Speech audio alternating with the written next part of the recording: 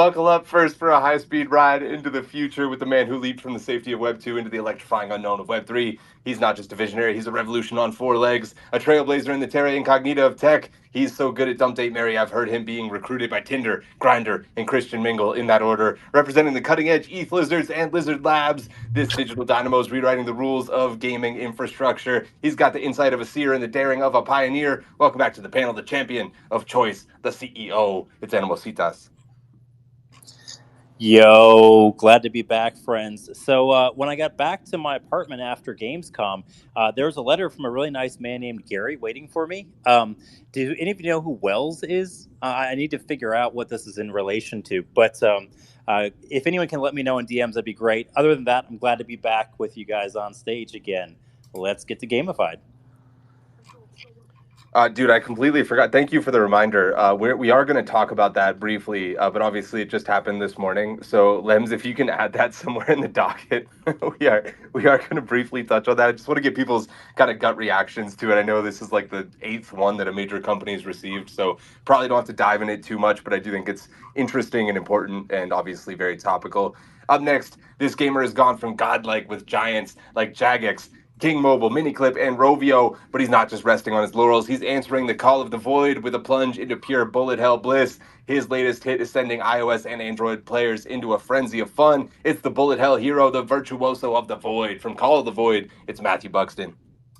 Hey, thanks for having me up. And yeah, Gary, my old pal, he was ripping up my Charizard cards today. I don't know what's up with that. But yeah, happy to be here. It's going to be a fun one today. The fucking audacity of that Gary guy. Ladies and gentlemen, get ready to be dazzled by the man who could juggle millions like they're marbles and manage bigger budgets than your wildest dreams. He's the architect behind Glitter Cloud Solutions, a sparkling Web3 consultancy agency with a name as sweet as his daughter who inspired it. He's not just a financial wizard, but once wielded a $100 million budget at Twitch Prime and also a beloved figure in the world of Web3 gaming. Let's give a warm welcome to the Titan of Twitch, the Baron of Budgets, the man behind the Sparkball account. It's Tony Valkersel.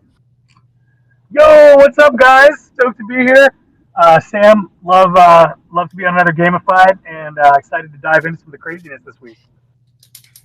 Tony goes, yeah, at the beginning of the show, I'm going to be dual wielding the Gamified and a parent-teacher conference at the same time. All right, I'm walking in to talk to teacher Juliet right now. She's going to love it. God bless. This is how we onboard the masses, dude. Just put Gamified on speakerphone. Ladies and gentlemen, gamers and gearheads, get ready to meet a man who's been through the fire, literally, and now he's here to ignite the world of Web3 gaming. Our next guest used to save lives and battle blazes as a firefighter, but apparently fighting fires wasn't enough adrenaline for him, so he switched to the from the fire hose to the heavy artillery and jumped into the cockpit with metalcore. But why stop there? Now he's taking on the ultimate challenge, user acquisition in the wild west of Web3 with Uptick. He's bringing his battle-tested skills from the Web2 world, showing us all how to turn up the heat on growth without getting burned. So welcome to the panel, the flame-taming, mech-piloting, user-acquiring extraordinaire, Jerry, the Golden God Singer. Hey, what's up? Yeah, I did actually use my firefighting skills the other day. I successfully picked a lock when my friend and I locked ourselves out of his house. Also, Sam, I've never asked for a favor on this show, but I'm going to right now. Can somebody send me a fucking Deadlock code? Just DM me. I need to play this game. Sorry, it's currently paused, I've heard. You can find this next guest on the links touting his 4-iron in Singapore this September. He's the chemical conductor turned game guru with masters in biotechnology, but his real alchemy was turning those skills into gaming gold. Now he's rocking the lead role of business development at Ava Labs, ensuring a snow-capped success on every mountain that their games have to climb. It's the biotech baller, the chemical commander, the molecular marksman from Avalanche. It's Parker. Woo! Damn, you've been working hard, but not as hard as I am to get a potential sponsorship by the Avalanche account. I see you over there to help pay for my golf round in Singapore because it is not cheap. I've been doing some due diligence, and $500 in Singaporean dollars is a lot. So, yeah, just saying. That is ridiculous. Only on F1 weekend and 2049 happening at the same time. Who the fuck planned that, by the way? Jesus Christ. Fire that person, 2049, please, for the love of God. Yeah, the taxis are horrible in that situation. Big yikes. And for 22 out of 23 years, this next guest, he is here. has gamed on computers so terrible they made dial-up look dazzling, forcing him to master indie games while others got PTSD from COD lobbies. In college, he snagged back-to-back silvers in Super Smash Bros. Tournaments, showing he's a contender in any arena. Now, when he's not lifting the weight of the world as a strongman bodybuilder, he's crafting marketing magic for Stardust. Give it up for Wills. Sam, I got to push back on that because the F1 and 2049 in the same weekend presents a phenomenal opportunity for everyone here to get together and watch some cars go fast, which is always a good time. So I'm going to be trying to put something together for the F1 in Singapore. So you'll be hearing from me shortly, all of you. Clearly, I got way more wrecked in the market over the past like 6 to 9 months than you guys did, because between 2049 flying to the other side of the world and paying like $2,000 to go watch cars go slightly faster than the average car, I don't fucking I'm out, brother. But I'll see you at the TV. Up next, he's snatching dubs from slopes to servers, leaving no pixel unturned and no challenge unclaimed. From the heights of the sporting goods glory to the intense firefights of shrapnel, he's got the aim of a sniper and a strategy of a Magnus Carlsen. He only stays at Doubletree Inns, eats his sandwiches as double deckers, and as we welcome him to the panel, let this be a reminder that redemption is spelled D-U-B. Welcome to the King of Controllers from Shrapnel. It's Dub.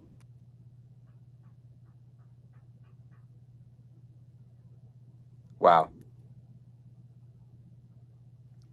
That was a great intro, Sam. Wow, got me so hype. I'm loving life. Life is good. Things are great. Can't wait to be on this panel. And yeah, fuck yeah, let's get it. All right, thanks, Dub. Yeah, thanks, bud. Up next, That's ladies good. and gentlemen. Thanks. Ladies and gentlemen, prepare yourselves for the arrival of a mastermind whose strategies are sharper than a shark in a poker game. This high-stakes strategist didn't just transform a cow, he turned it into a glittering gem that outshines the brightest lights in Las Vegas Strip. Wow, it's too many S's.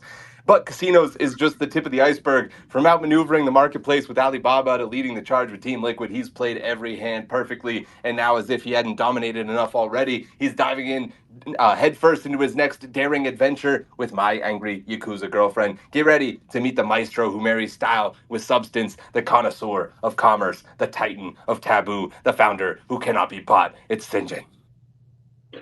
Hey guys, I'm fucking happy because I met a friend today and I love her.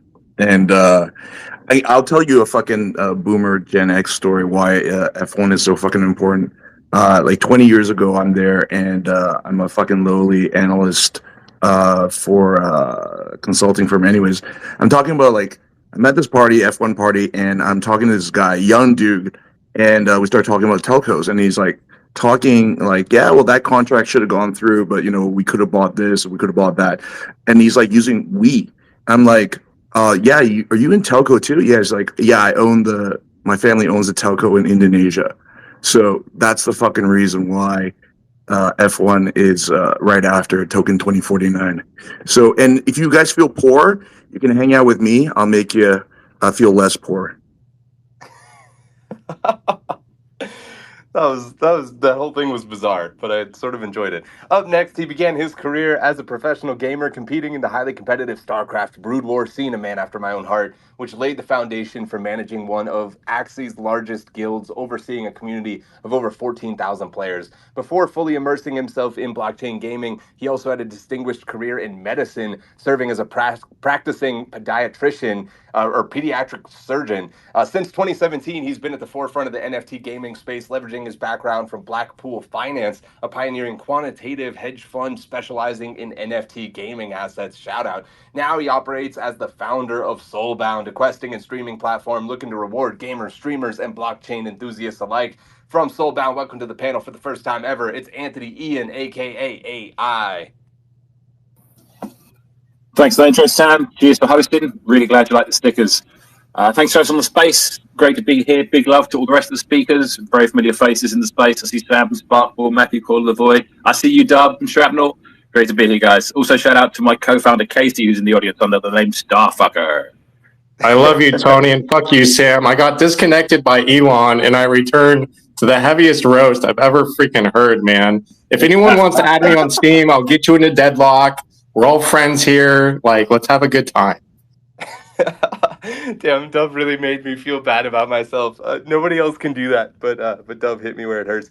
And thank you, thank you, Anthony. A little bit more information on how you guys can claim those soulbound NFTs just a little bit later in the show. And keep your eyes keen as we kick off an introduction for a king of cutting edge creativity. Hanging from the cliffs of commerce, this Kaiser of the keyboard has climbed to the peak of digital dominance. With a knack for navigating the knotty complexities of the tech world, he's the key architect behind countless killer startups, his most recent of which is the #1 NFT trading card game in the world. You might have heard of it. It's called Parallel. When he's not building cutting edge products, he's weighing Sam down in co-op games and watching 4-hour-long movies. Welcome to the panels, the Prince of Parallel, the Sultan of Scaling. It's Koji. So glad to be back. I feel like I've missed so many of these, and I mean, I've always had a respect for Sinjin, but I have a very much newfound respect for Sinjin because the idea of jumping on one of these at 4 a.m. in some foreign country while I've just been at like a convention all day long seems like an insane undertaking, and the fact that he's able to do it so consistently is just like on another level, man. And Sam, the fact that you don't understand F1 just explains to me that you're not a full crypto degen. The idea is you're supposed to waste money on things that are marginally entertaining because they're expensive, not because it's cool or fun or anything. So, yeah, thanks for having me. Dang, and there you have it. That is why I do not own a Bored Ape PFP right there. Whether he's leaping into the latest lively discussions or lighting up our stage, this lovable lizard is always leading the pack at just 2.4 pounds. He's the little lizard legend that's larger than life with his presence. It's my co-host, Lems.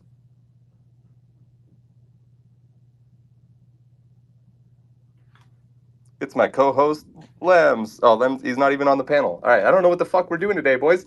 Before we dive into the pixelated pandemonium that is Gamified, let's take a moment to acknowledge the real powerhouse making all this possible. I'm talking about Avalanche, the official blockchain of Gamified. With anticipated titles like Off the Grid and Maple Story U making their own L1s on Avalanche, they're clapping the competition like a pro gamer with an aimbot. While most devs are busy banging their heads against the wall trying to get custom experiences from scratch, Avalanche is out here delivering seamless, headache-free, highly customizable L1 solutions. Big shout out to Avalanche, the official blockchain of Gamified. And elsewhere on Avalanche, there's a game that's more explosive than a noob with a rocket launcher. Let's give a shout out to Shrapnel, the official game of Gamified, full of headshots and hilarity. It's the ultimate extraction shooter that's got gamers more hooked than a grappling gun in a tight spot. With TSM Myth as an advisor, you know they're not messing around. This game isn't just about survival, it's about thriving in the chaos, where the monthly STX events have gamers battling it out for Sigma like it's the last slice of pizza at a LAN party, which is, by the way, powered by Stardust. Let's high five the force field that's keeping our digital assets safe and sound. Our sponsor, Stardust, and the official infrastructure of Gamified. In the vast, often treacherous expanse of Web3, having a reliable wallet isn't just important,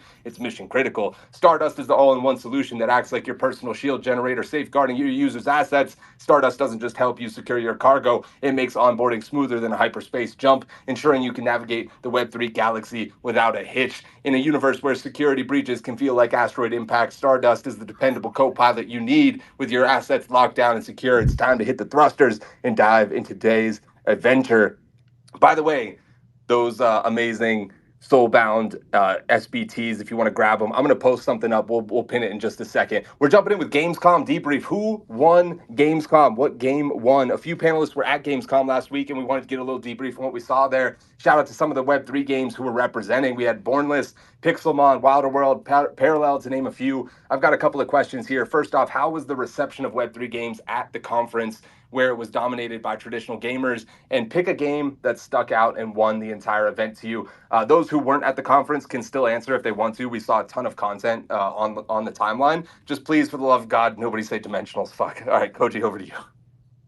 Yeah, I saw this question on the sheet that you sent out before the show, and my only question was, how would any of these people on this panel even know?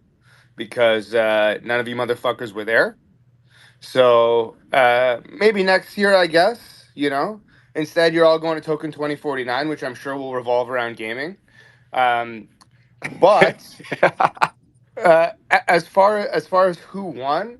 I'm not going to pick my own project, obviously, but I think like Bornless, if I had to pick a single game because of how sweet their setup was. They had a giant corner booth, but they did something really smart. It was just it had the logo in the front, but it was a giant black box. You had no idea what the game was, what it looked like, whatever. and there were people waiting hour and a half, 2 hours in line to play the game because they were just like, what the hell is this thing? And as far as like how did Web3 gaming go, I think like Web3 gaming in general probably won because nobody cares. You know, we all had booths there, and I talked to every other project that was there. You know, we had a chit chat. Well, almost every other project. There was one that I didn't run into, but everyone was just like, yeah, everyone just came and played, and you know, either the game was for them or wasn't, and either they enjoyed or they didn't. But no one was like, hey, fuck you, fuck crypto, fuck any of this stuff.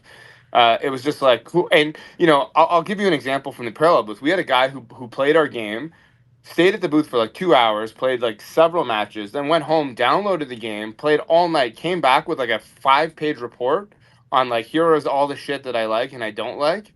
Proceeded to talk to us for like another 3 hours where we explained everything about the game, including all the Web3 stuff. And he was just like, yeah, whatever, Web3, whatever. Like, just like, let's talk about the game and the shit that I like and I don't like. And so I think like ultimately, to me, it proves that like, a good project can just stand on its own 2 feet amidst everything else. And the last thing I'll say is I think that everyone should go to the conference and just see what we're up against, you know, because we're not up against other Web3 games. I mean, you look at the entire field, you see the level of quality, the type of games that are out there, and then really take a hard look at the stuff that we're playing and decide whether or not, you know, we're at the inevitability stage. That's an awesome story, man. Glad you had that experience. Glad they treated you well and enjoyed the game as well. Let's send it over to Wills from Stardust. I'm pretty sure he was there in real life too.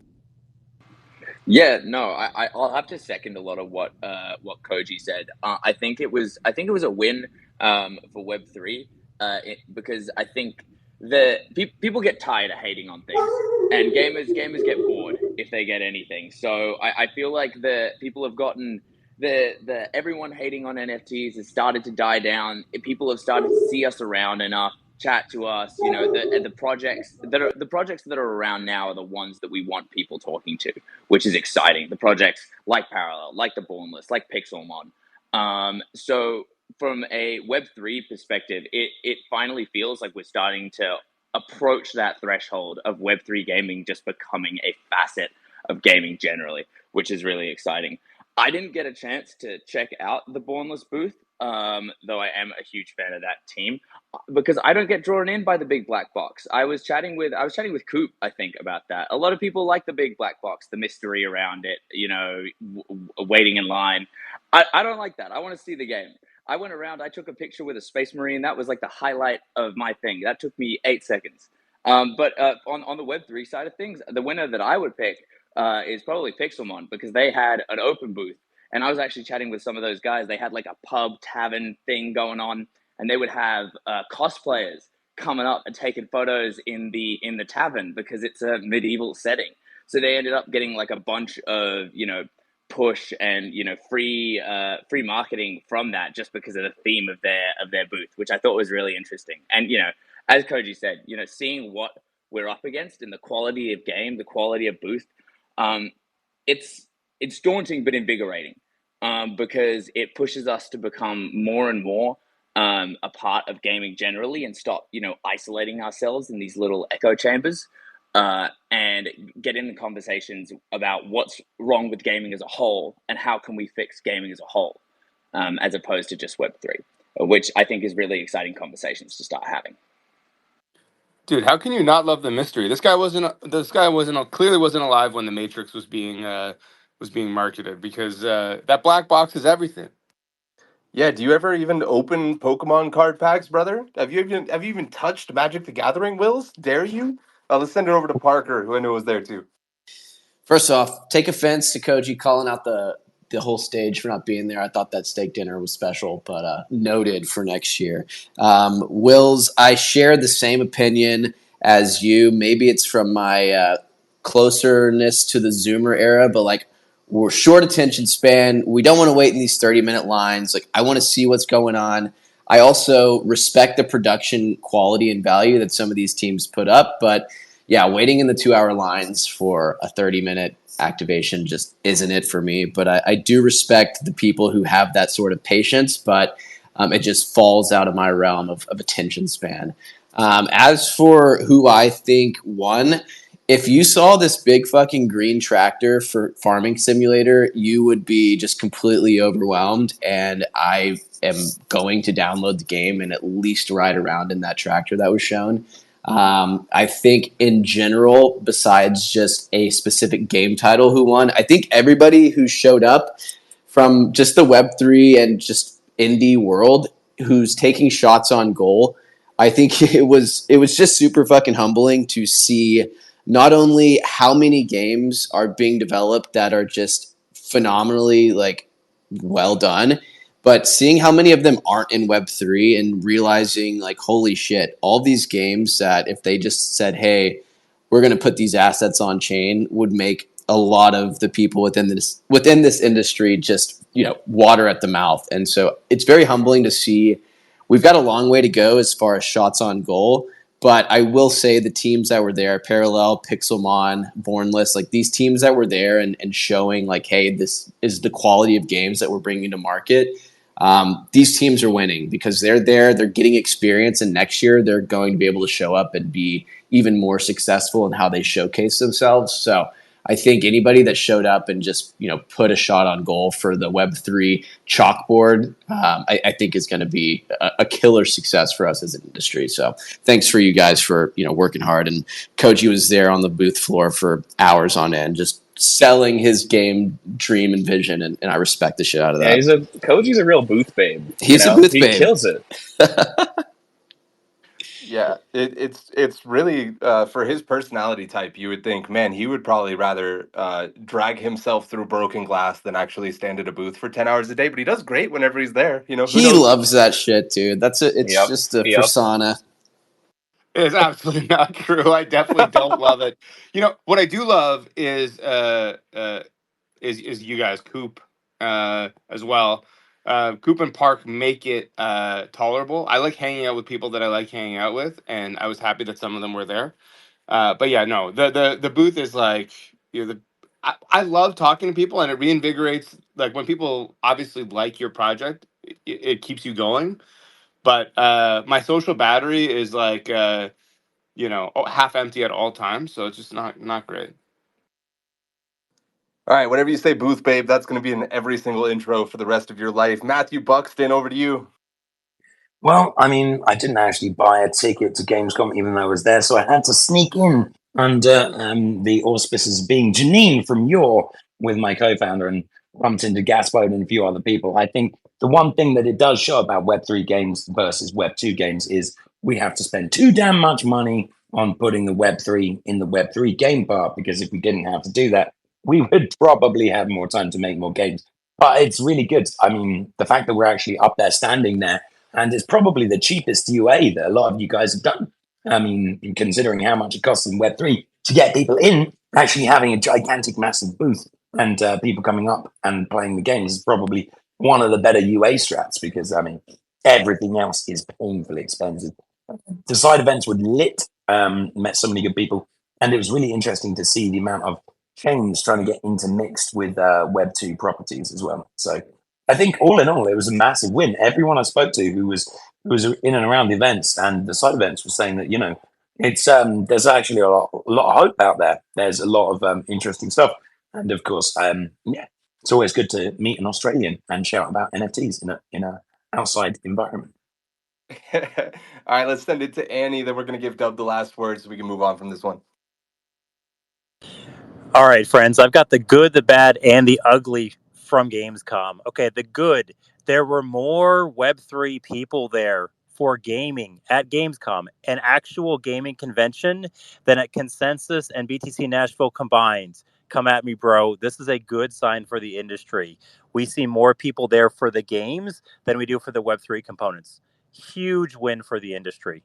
Also in the good section, the booths that were already mentioned here on stage, Bornless and Pixelmon in particular, were great. Illuvium and Wilder World had placements with Samsung in Hall 9. Okay, so for those that weren't there, Hall 9 is where all the big boys were. For the first time, we didn't have booths that were only at the indie section area of the event. So also a big win for the industry. We're there competing now and having placement right alongside the best in the industry. The bad, everyone that has good games out in Web3 that didn't show up. Why are you not there? These are where the gamers are in the sector. You need to be there. Go in 2025 to Gamescom. Go find people to play your games and give you feedback. It will absolutely be worth your time. The ugly, the dimensionals beanbag chairs, friends. We need to talk about this. I know Sam's going to run me off the stage. I did not manage to sneak one of the beanbag chairs away, but I do have my Genesis Stone. So we're all good, even if we're all down bad. That's it. Shout out, I will raise you a second dimensional stone that I'm still holding on to, which I just need to fucking sell so I can recoup the losses there. Shrapnel, Dub, over to you, brother. Dude, you guys are wildin'. Obviously, I didn't make it to Gamescom Germany, but I have made it to a lot of other events this year. Gamescom Latam, PAX West is this weekend here in Seattle.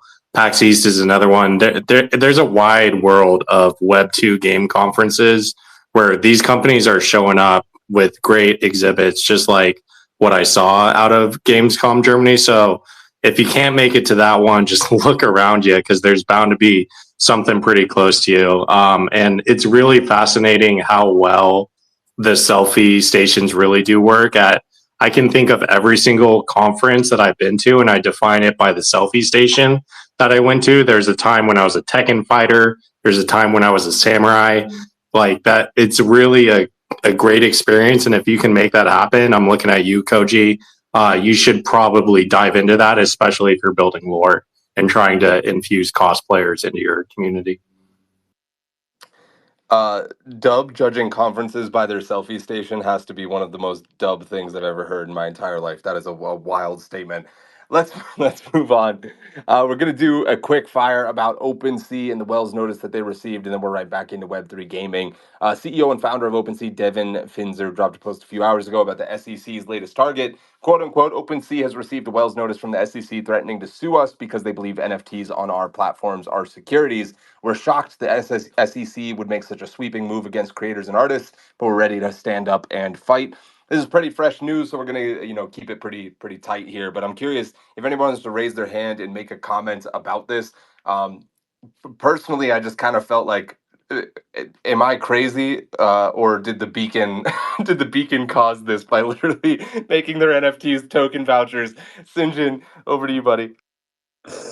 Yeah, Uniswap got one, a couple of months ago or whatever like that as well. And just from my experience on the regulatory side, it's not so much phishing, but what I think the SEC does have like this kind of maybe strategy of kind of defining something they're looking for. Like, obviously, I don't know, I'm not in the SEC or whatever like that, but I think it's not a big deal to OpenSea directly.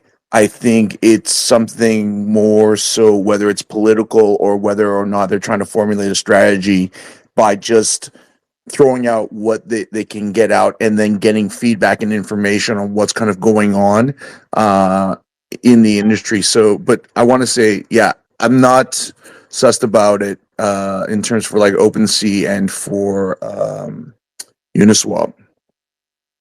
Matthew Buxton, over to you. Well, I mean, if there were a security, who the fuck made money off it?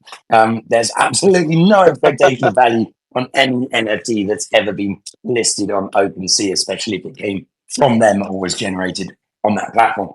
I think Syndrome makes a great point. They do like to shoot and stab, and it's basically let's pick the biggest target in that section of the industry and see how much play we get. That's what it feels like. It feels like if we can nail this one, then we can scoop up all the other ones, or at least terrify the living shit out into them. I wish they would actually propose legislation first, and then people had time to comply, as opposed to just fucking taking a shotgun to us. That would be a lot nicer. That's why we all have like offshore companies and all of this shit, because we don't know what they're going to legislate on. So it's absolutely insane. It's a terrible way to run legislation. Sue first and rule later. And I hate that everything has to be tested against us in law. And this is why we don't succeed, because everyone is trying to fucking kill us. But yeah, let's get it on. Sinjin has the hand back up. Yeah, that's a good point. And it just made me think about something that I was just talking with someone else on regulation like a couple weeks ago, is that previously when there was regulation, especially in something like tech, right?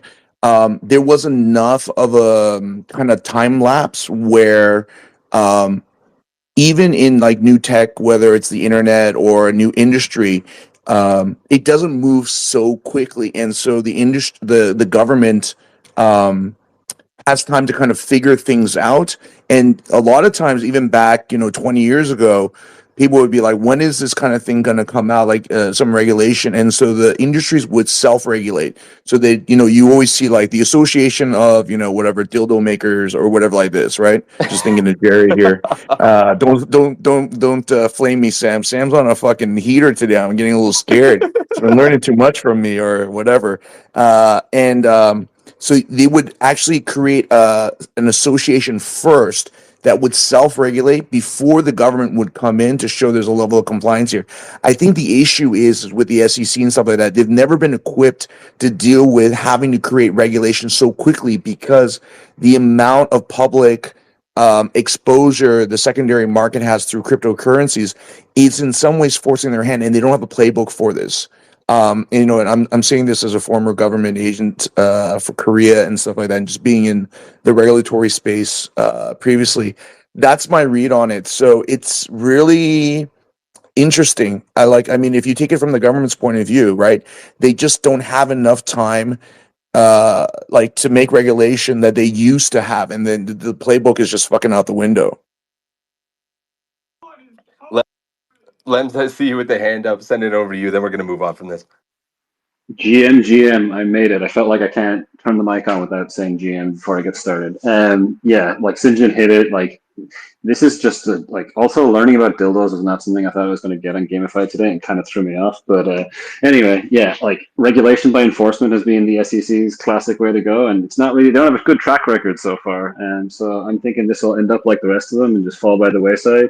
Shout out to OpenSea though, they put like a $5 million fund as well for like NFT artists or anyone else and any devs that will get a Wells notice. So, we have to basically stand up together and kind of say fuck you, and together we just, we move on, the industry will grow, and yeah, the SEC ain't going to stop blockchain from taking over basically.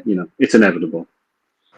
Hard agree on that one. Best of luck to OpenSea. Honestly, I'm a huge fan of Oliver Maroney. I don't really know anybody else over there, but their head of gaming, Ollie, is like the best dude I've ever met on planet Earth. So if he's representation of the rest of the people over there, definitely rooting for OpenSea, and best of luck. We're gonna move on though. Big deal, little deal, no deal. Sony is making its own blockchain, and it's been in development since October 2023. Their Twitter bio says, realize the open internet that transcends boundaries, empowering individuals and communities to collaborate, create, and fill the world with emotion together. It's an L2 built on Ethereum, and they just launched their test net. Is this going to be the future of Web3 gaming on PlayStation? Do you believe that they're actually going to embrace Web3, or is this the case with another famous big Web2 organization just kind of like dipping their toes and experimenting a little bit, and you don't really see this as a genuine commitment to Web3 gaming? Big deal, little deal, no deal. Sony entering Web3. Koji, I'm tagging you in first, brother.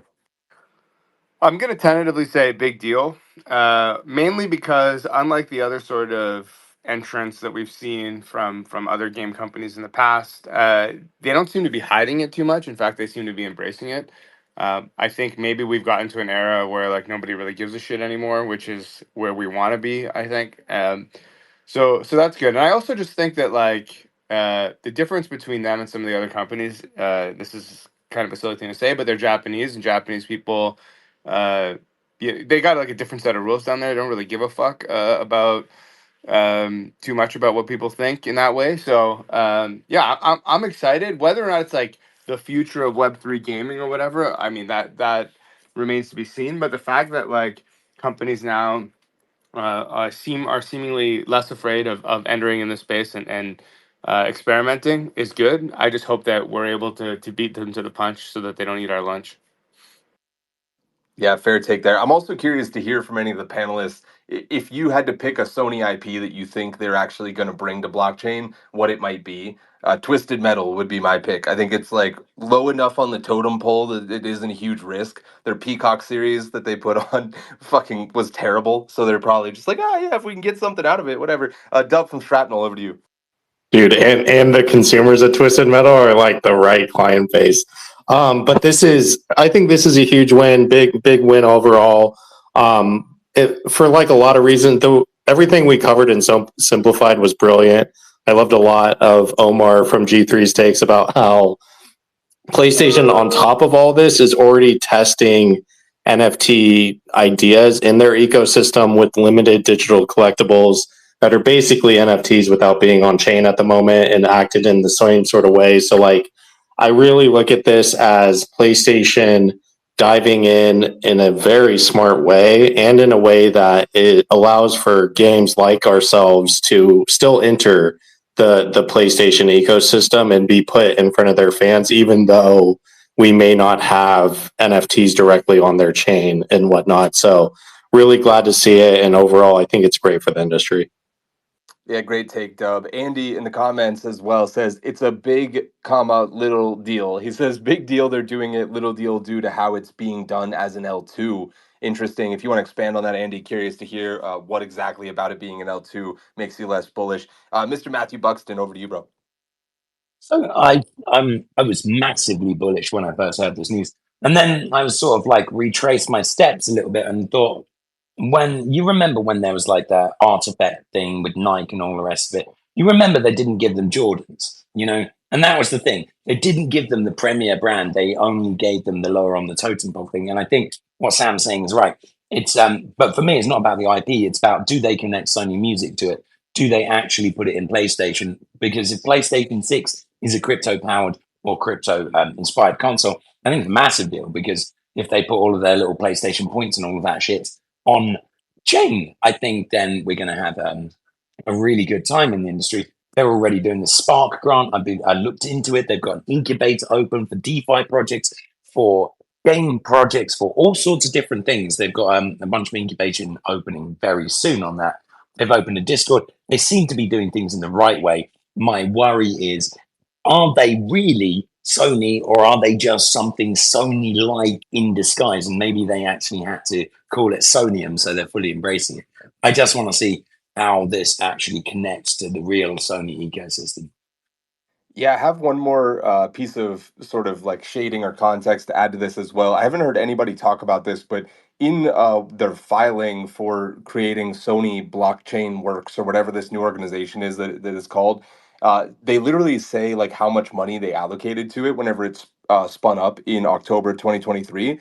And it said 1 million Singaporean dollars, which is the equivalent of about like 780,000 American dollars, which does not seem by any stretch of the imagination to be enough to actually achieve something super meaningful with integrating blockchain. So obviously, it's possible they did some stuff, and in the back end they already proved concepts and they raised more money internally. Like I would assume most of that would not be public. It would just be kind of negotiating between different parties inside of the same company. But if anybody has a take on that as well, felt a little bit disheartening whenever I saw that. Let's go to Jerry, and then we'll tag in AI behind the Soulbound account. Yeah, that is a little disheartening, and I feel like that you just took the wind out of my sails with my answer, because I feel like I can't call it a big deal anymore, Sam. But I think it is. That's all good. I do think it's a tentatively big deal. I think like a big player coming into the space is always going to be a good thing. And I think it's a big deal because of how bad Sony and Microsoft have gotten rinsed by Nintendo. And so I think they're starting to look at, new models and different ways of distributing games and building games to maybe catch up or zig when Nintendo's zagging, right? So I think, you saw this last hardware cycle and this last kind of, 5-year run of gaming, Nintendo is just clearly dominating.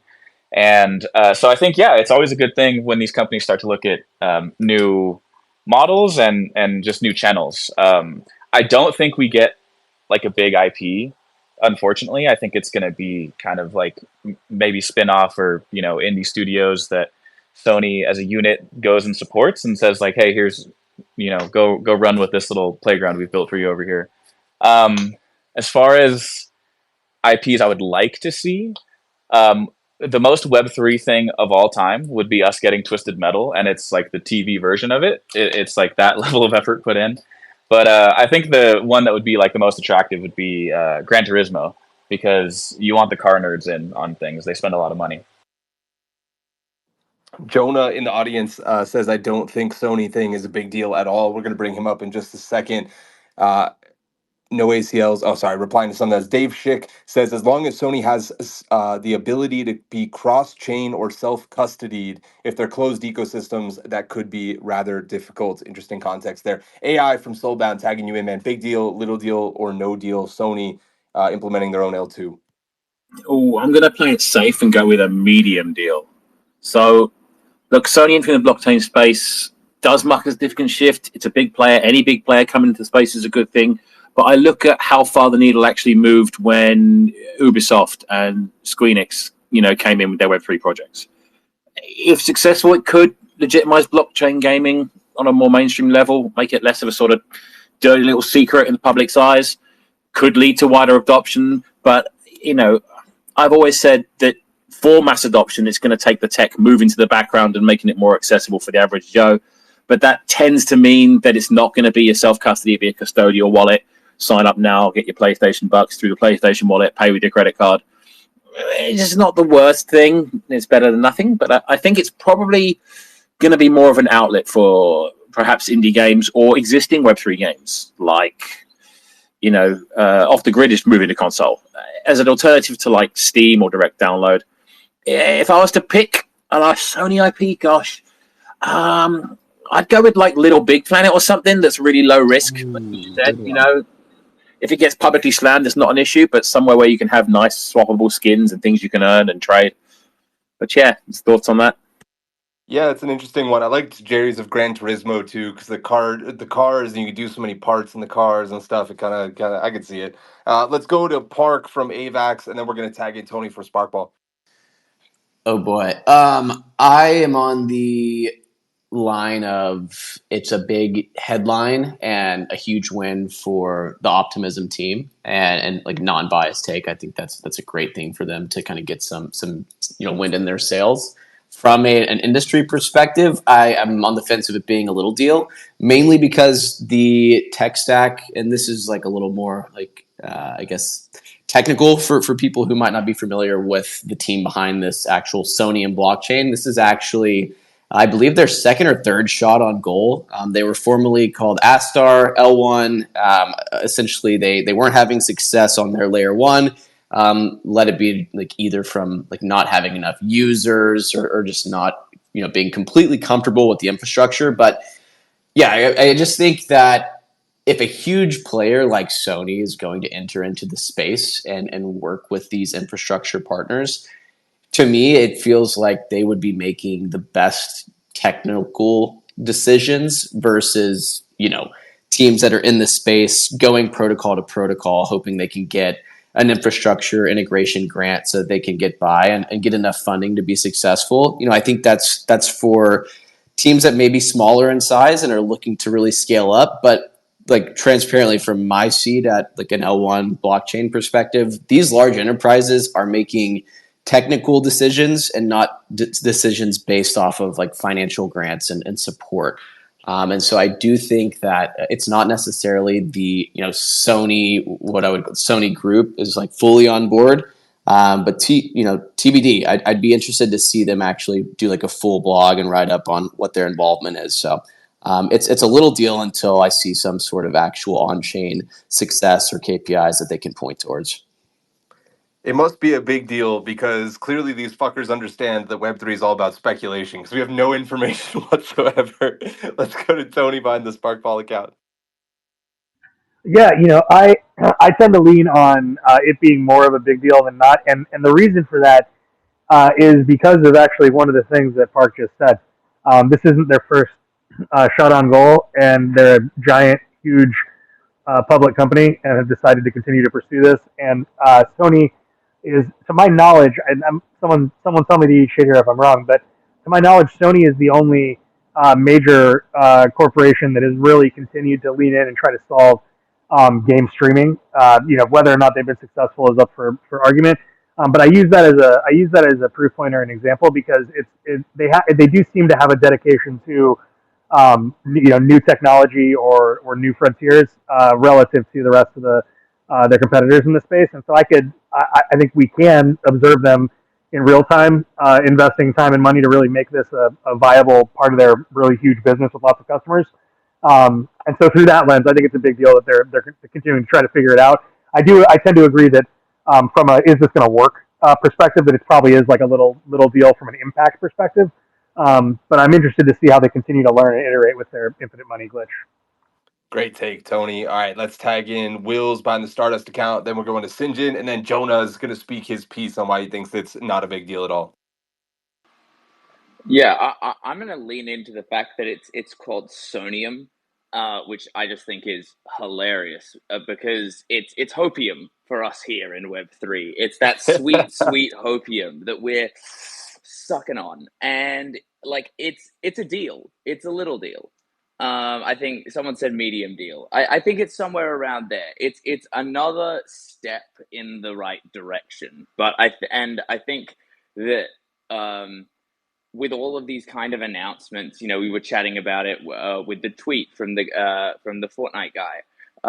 Like all of these things are going to happen so slowly that to us chatting here every week on them, it's going to feel like they're not moving at all. I do think it is an important step in people moving forward with this, and I think that this is proof of the sentiment that was felt at Gamescom of Web3 is starting to become a part of normal gaming.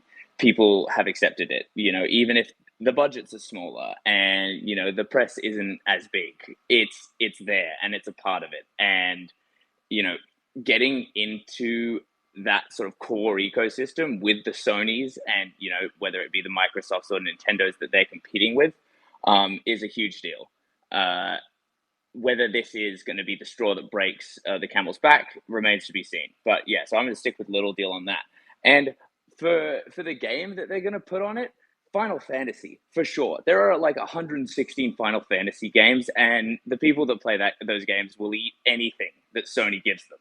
So I don't understand why they wouldn't just throw a couple wash away Final Fantasy remakes, 18, 19, whatever it is at the moment. I think that's the huge play there, and they'll buy anything too. I look forward to FFXXIJL, I don't know, Roman numerals. Sinjin, over to you. Yeah, a couple of points from the beginning, what Koji had made and what Matt made about Matt saying who's really kind of behind this, and what Koji said about the Japanese don't give a fuck and they're just kind of doing their shit. I want to say we're speaking really a little bit too small of a scale here. You may be thinking like PlayStation or something like this, but like Sony is a fucking corporation. Like you can't compare like Ubisoft and fucking whatever to fucking Sony, right? And I'm going through the press releases of the Sony Group, and the reason why it's a subsidiary is because they in a conglomerate. Like if you go to Japan or Korea or whatever like that, you'll see everything's owned by Sony something or Fujitsu or Samsung. It's the way that it's structured in Japan and Korea, how the conglomerates have basically like a whole host of subsidiaries using the brand. But the key thing is that I just checked it out is that the press release is on the main Sony Group homepage, and so for them to get sign off on the branding and to even name it Sonium or whatever the fuck it is called, it's a big fucking deal. Like it's a big fucking deal, and it's not a big fucking deal for Web3. It's a big fucking deal just in general because they are. If you look at the branding, and I just checked out the guy who's heading it, and it seems like he's either Japanese American or something like this. The branding and the setup of the website and stuff like that shows that they are aware of the culture and the marketing. It says GM when you enter into it and stuff like that. But if you understand the structure behind it and what they're going through and the kind of risk they're taking, they're not taking it because they're looking at the market. When you're a conglomerate of Sony size, you make the fucking market. And unless you've been part of a market leader, you don't know that, right? They move the fucking market, right? What their earning call is or whatever like that in electronics or the sector. And this is focused really more on the entertainment. And so like it's not games. It's like they've seen this as a technology stack. Well, I'm just assuming here from just looking at my experience in the industry, just in Asia and stuff like this. They see the opportunity here. They're setting it up for them. They don't care about people's bags or whatever like that. It's too small for them, right? They don't even care about like Sony PlayStation as it's like it's a big deal, right? But it's a division. I mean, I think they are setting themselves up for another stack. Why they picked, an L2, because Japanese people they need to get to the consensus. And this sounds like a generalization, but I'll just say it anyways. Okay, they need to get consensus, and they want to take steps that are very like they don't take risks. They want to take definite steps that move them towards it, like the turtle that definitely fucking makes it all the way, right? And so for me, this is such a big deal. Like it's beyond like Web3 gaming, and I think that once they've made this move, like you're gonna see maybe in a couple of years, Samsung Group or whatever, like other conglomerates maybe make a move like this. And in some ways, this is a way for Sony, they perhaps have seen that a way for them to get their competitiveness back. So like on a corporate priority list, it's huge. And then I'm getting words from, updates from Japan and stuff like that. And if you guys don't know, a couple of things is that cryptocurrencies have been legal as like currency for the longest time in Japan, but the adoption of cryptocurrencies in Japan, not really, right? And so Japan is still a cash-based business, but in the last couple of months, 3 months, there has been, for whatever reason, a surge in cryptocurrency usage in Japan, right, through payment sectors. And so I think this is it's a huge fucking deal, not just for Sony, for Japan, for that market, and possibly what the futures are. I mean, we coming into this, when they get it going, they're just going to blow everyone out of the water in terms of not as competitors, but as like a kind of infrastructure play. I mean, they're going to want to compete at the Ethereum Solana level, not at the games level. Interesting stuff. Park's hand going up at the end there as well. I'm going to read a couple of comments, then I'm going to send it over to Jonah. We got Kay in the audience, big fan of Gamified. She says, big deal for Sony, but it's not the future of Web3. Web3 is bigger than Sony and will grow more and more each day with or without them. Appreciate that perspective. Jay from Geno Pet says, we debate this every time a big name announces a private chain they control entirely. No deal in all caps. Another permissioned blockchain, another permissioned blocked isn't blockchain. A little bit too nuanced for me. I went over my head. Over to you, Jonah. Yeah, it says no. I don't think it has any real value. I think it's smoke and mirrors. If I had to guess, someone at Sony corporate said, I want to try blockchain. And then they called the boss and they were like, okay, here's a few $1 million. Go have fun, kids. This is an experiment because they experiment all the time. I think if you think you're going to get like major first party Sony PlayStation IP to be on a chain, uh, it'd be nice, and I hope it happens, but the odds are fuck no. If I were an executive at Sony, I would tell them no, 100%. I'm not going to risk God of War for a couple of degenerates on crypto Twitter. This entire industry is not shown that they can make meaningful revenues. So as an executive of a multi-billion-dollar company, I would never take that chance with any PlayStation IP. Now, if there were throwaway IPs that we consider not good enough for PlayStation exclusive, but we still want to capture the market, then that's great. So I bet you'll see indie games or games that were possibly not good enough for PlayStation Core, but good enough for this ecosystem, or at least to test it here. Maybe that. I can't speak to consumer electronics. It's not what I focus on, but it's a big nothing burger for Web3 gaming unless they're going to do something crazy, which I haven't heard. I'd be shocked. Yeah, I think it's going to be the same thing that happened with Polygon with Starbucks and Nike. And I think it's gonna fall on its face. but maybe not, because the Asian people seem to be future forward versus America is falling behind technologically. Great stuff, Jonah. Kaz comes in with a comment, kind of backing up what I think some of the other panelists were expressing. My issue now is whenever Web2 companies that are heavily centralized integrate blockchain into their ecosystem, will it really still be decentralized? Great comment there. Park can probably speak to that. Park, go ahead. Yeah, I'll chime off of Sinjin's last remark around, these conglomerates are going to want to go after like the big dogs of like Solana, Ethereum. While that's a huge undertaking, these are like multi-billion-dollar blockchain protocols. He has a great point in the fact of this Sony decision to build an L2. These conglomerates are not going to want to in perpetuity pay rent effectively down to Ethereum, the L1 layer. They're going to want to own their entire blockchain stack. It's why self-shill for a sec. It's why the teams like Nexon building MapleStory Universe are building their own layer one. It's why Konami is building their own layer one. These are financial decisions, and they're not necessarily decisions based off of like business development done by the protocols within the industry. So just something to think about. I think it's a huge signal knowing what tech stack these teams are building towards. And yeah, I think that's something to think on. Yeah, I think that's a great call out. Referring to it as rent, I think, is a great mental model as well for, most McDonald's franchisees. They always call McDonald's a real estate company, not a food company. They want to own the thing that they're operating their business in because that ends up being super profitable at scale. Sinjin, the hand went back up. I'll send it to you, then we're going to move on. Yeah, just really quickly, like, guys, I get what you guys are saying, and even in the comments about it not being a big deal, or but you're applying your kind of bias of like what Web3 is right now and where we are as an industry in gaming, and then also, can I say, like, a North American bias? And, I've heard this before for like the last, I'm not even exaggerating, 30 years, where we'll have top executives from the US come over to Japan and get their asses fucking kicked and kicked out. Like Carrefour, Walmart, you can list the fucking name, because that's just the way it fucking is.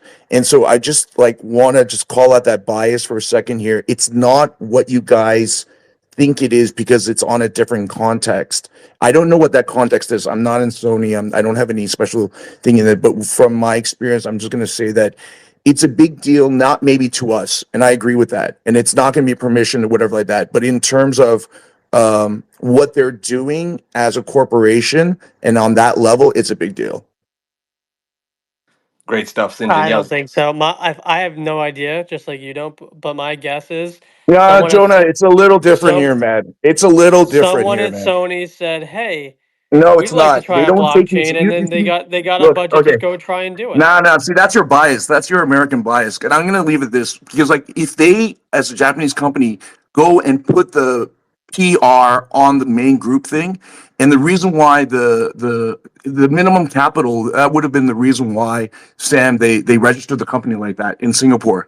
There would have been a minimal capital requirement for them to set up the company at a certain size, and that's why. It has nothing to do with what the actual investment is. I'm sorry, Jonah. I think you're brilliant. But this one, you're just not experienced in this They field. didn't call it Sony blockchain; they called it Sonium. So if it dies, like, doesn't tie that much that close. So Yeah. You can like take these like kind of points and stuff like that. But what I'm saying is that, like, on the branding and stuff like that, like, they are trying to, what I said, like, they put GM on the thing. If you go to their website, you'll see that they're really making an effort. I mean, they have researched this thing, right? But what I'm saying is that what is branding for them is not what the company is.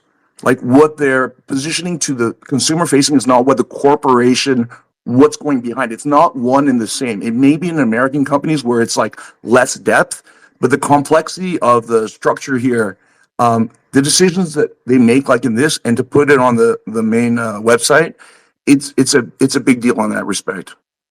Great stuff, guys. So if it's Sorry, Jonah. We're gonna move on. I appreciate the back and forth, though. It's great stuff from both of you, and I honestly, this is one of my favorite topics that we've had in a while, strictly because there was diversity in the takes. So often it's like everybody agrees. Jonah has left the panel, rage quit. That's pretty typical. We're moving on though. Soulbound is doing a gamified Soulbound token, and the art is absolutely adorable. All you have to do is go to soulbound.gg and find my face, or click the custom link that I have pinned up. There's a tweet right up here at the top. The code is gamified hashtag 82, or like number sign, whatever you want to call it. And bam, just like that, you have a gamified collectible, and you've earned some drip, which is the native currency on their platform. Big thank you to Soulbound for making that possible. I just love these kinds of things. If anybody else wants to do gamified collectibles, hit me up.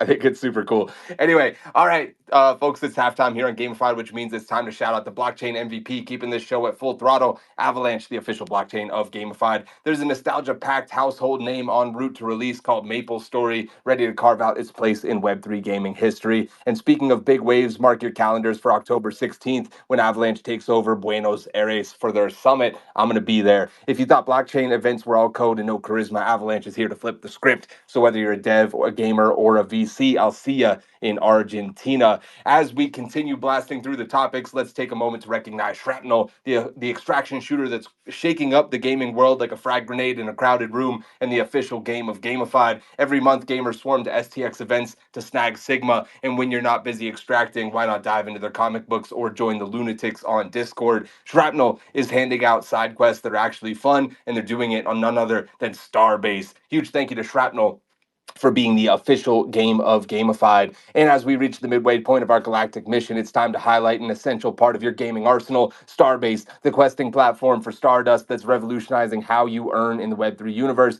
Starbase isn't just a platform, it's a command center for high-stakes missions where you earn gems by playing the most thrilling games in the Web3 galaxy. In the ever-expanding cosmos of Web3 gaming, finding a platform that rewards you in real time and skill is more than a perk, it's essential, like mining a rich asteroid field with Starbase. Your gaming experience doesn't just entertain, it rewards and empowers. So let's get back to exploring new worlds, knowing that with Starbase, every quest gets a step closer to galactic treasure. Moving on, bullish or bearish, Xterio had a game that is pivoting in direction. We've seen this a couple of different times. They announced this last week. They said, quoted, the game is called TTT, which is going to be rebranding in both its design as well as art style. We're as committed as ever to bringing this high-octane gangster world to life, they said in a comment last week. However, after careful consideration, we realized that delivering this vision in the quality it deserves calls for a fundamental shift in design and art style. We're moving forward with a new direction, with a new team, and a unique take on the gangster shooter concept, which will be called City of Shadows. So they're even changing their social profiles, etc. They said, what is not changing is our commitment to bringing you a thrilling adventure that mixes the values and incentives of web with the fun of traditional gaming. We also saw Guild of Guardians and Fableborn famously pivot in recent months and had some level of success. Guild of Guardians seems like it's doing fine on Immutable. I haven't seen numbers. Fableborn absolutely crushed it in Wave 1 of their P2A, and now they're in Wave 2. In the wake of Dimensionals, though, of completely abandoning the space, what's your interpretation of games that are just hard pivoting instead? Let's go to Jerry, and then we'll tag in Tony. Yeah, I mean, I think it's a good thing, and I appreciate Sam you using two examples from recent times, and I will like to say one of those examples, Fableborn, I said was going to be a good thing. And, it was very data driven, and it was very, there were studies done and a lot of work done by the team. And everybody here told me it didn't matter and that I was wrong for saying that. And so I would like to laugh again once more at you fucks for disagreeing with me, because it worked out really well for them. And they're having huge levels of success right now. And they're, on the cusp of being a Web3 breakout hit. I'm not going to go into specific numbers here, but we work pretty closely with Immutable. Guild of Guardians is doing just fine. I would say it's a success in the Web3 space that, we haven't talked a ton about, but Guild of Guardians is doing extremely well. I think Jeremy is a very smart guy, and I know that the Web3 space has a weird view on Jeremy, and I don't know why. I think Jeremy is just like a true games industry businessman, and I don't think Jeremy makes these decisions very lightly. Jeremy is going to do what is best for his business, and what's best for his business is probably going to be what's best for the consumer if they want to play a fun game that actually can establish an audience and build up a base of players. So I'm all in on Jeremy. I've never hidden that fact, and I know that that's a controversial opinion for some people, but Jeremy doesn't make a decision like this without doing his homework and without putting a ton of thought into it. So I'm fully in support of this. I think this is a good thing. I think recent history shows that we should all think it's a good thing. Great stuff, Jerry. I know you have a little bit of insight uptick working with Immutable, so thanks for sharing that. Tony from Sparkball, going to tag you in next. Yeah, I am bullish. I think that understanding what's going on in the market and adjusting to it is key to any successful business, particularly a hit-driven business like the entertainment business. And as Jerry called out, Jeremy has proven that he's like pretty good at doing that, reading the room and figuring out how to bring stuff to market. I will say I don't know that I knew what the first game was enough to understand what they're pivoting to, and so I view that more less of a critique though, and more of again just kind of a nod to Jeremy's ability to create excitement and hype in the absence of detail, right? Like I mean, we're all talking about this pivot about from to a new game and new team. But again, I bet maybe I'm ignorant, but I bet there's other people up here that have no idea what the first game was about and what they're pivoting from. Yeah, fair take there. To be completely honest, I think I had heard of it maybe once or twice. Hadn't done a bunch of research prior to this, and then they made this announcement. Jeremy reached out to me, and it was like a big deal to him to see how it was received. And more than anything, it just kind of felt like it wasn't received. Nobody really had strong opinions one way or the other, from what I could tell, because there just maybe wasn't enough buy-in from the community at this point. Koji, let's go to you. My take is the same as it always is when this topic comes up. I'm jealous. Imagine not having to deal with all this fucking nonsense. And you know what? Honestly, like I'm joking, sort of.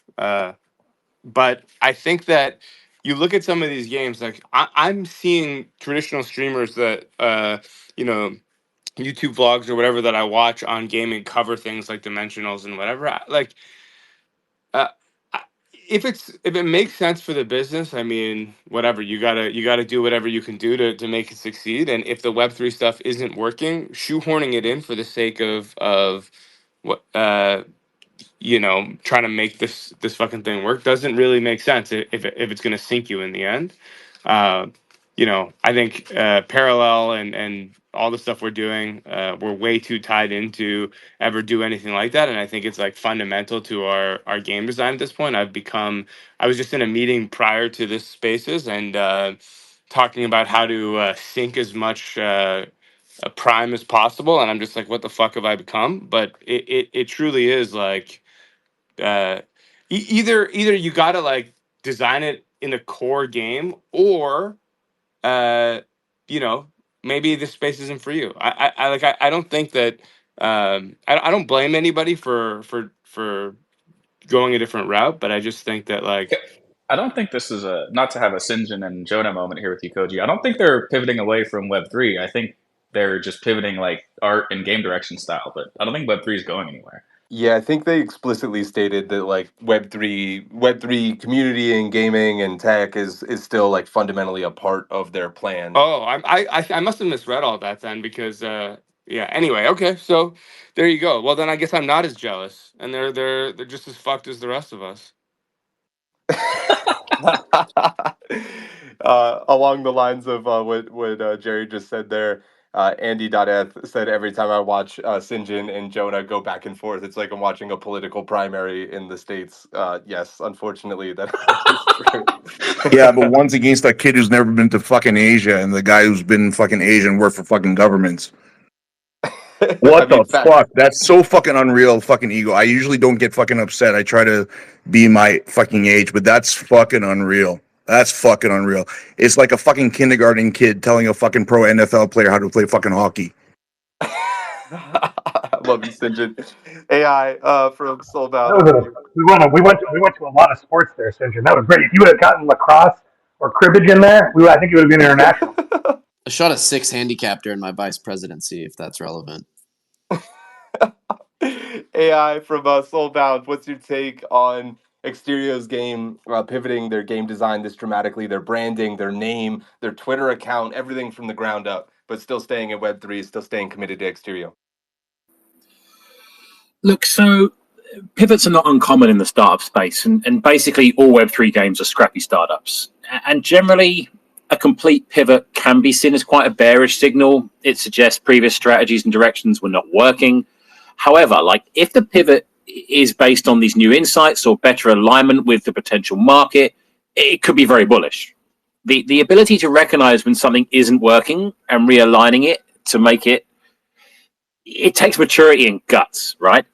If pivoting a game is done to meet market demands, better customer retention, an overall better product and higher growth potential, it totally makes sense. I mean, Soulbound itself has pivoted in the past. We wouldn't be here today as strong as we are if we hadn't moved away from being a purely metaverse property place. This is a fun fact for you about 3 years ago. It is a little strange to change game name and genre and team entirely. Is that truly a pivot, or is this just a completely different product? I think the lore is still the same in the sort of background. So, look, I think ultimately a lot will depend on how the new game concept is received and whether it retains its original community or alienates them. I think time will tell, really. So it could go either way.